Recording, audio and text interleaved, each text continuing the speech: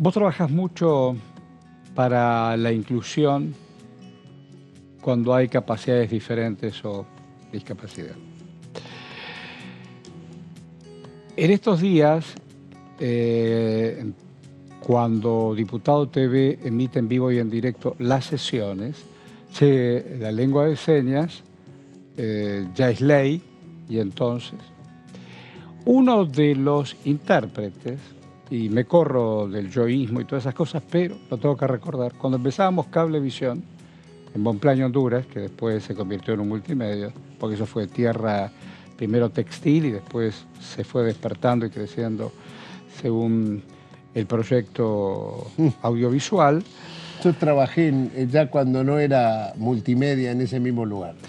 Se decidió, vino una muchacha que se llamaba Virginia, hija de padres hipoacúsicos, ella era parlante, yo hacía el noticiero de la medianoche y hacía la lengua de señas. Y la reemplazaba, y fue un encuentro impresionante, hace 30 años que no lo veía, en esto de pensar también que hay otros y otras para incluir. Y vos trabajás mucho en el tema ese.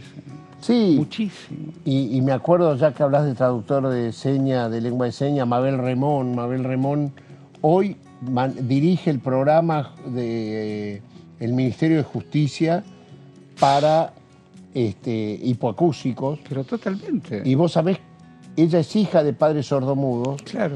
Y por lo tanto, su lengua originaria es la seña, porque su mamá y su papá, claro, eran...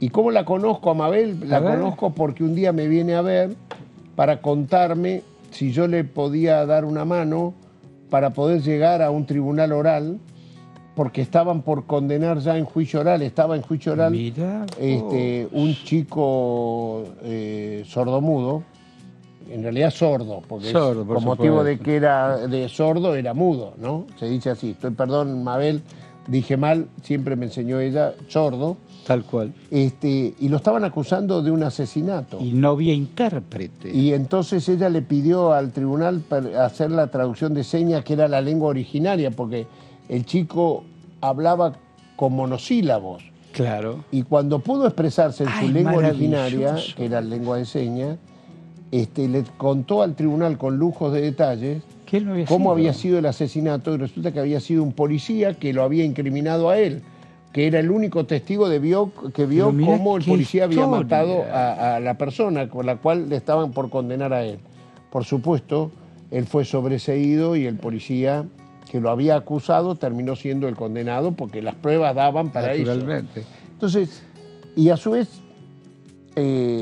mi compañera de toda la vida, Susana Rey, se dedicó full time, ella es maestra y psicoanalista, y entonces, siendo maestra y terminando su carrera profesional, se dio cuenta en un colegio de La Matanza, con sus 20 y pico de años, que con 20 y pico de años.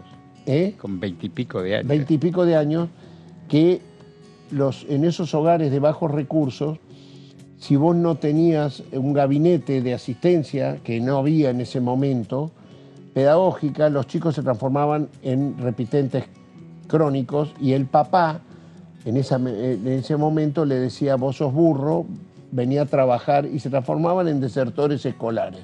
Entonces ella, que estaba noviando conmigo, me dijo: yo quiero poner como no había gabinete en ese momento, ella quería poner una escuela que permitiera trabajar, eran chicos fronterizos, así se llamaban. Sí, claro. Que era una escuela de recuperación. Recuperación era que los chicos vuelvan a la escuela común. Muy bueno. ¿No? Y así se fundó su primera escuela, y bueno, hoy esa escuela tiene 350 chicos. Y generaciones tras generaciones, porque de aquella historia... Y nosotros cambiamos toda nuestra vida y nos fuimos a vivir al lado de la escuela. O sea, construyemos una escuela, y mis hijos se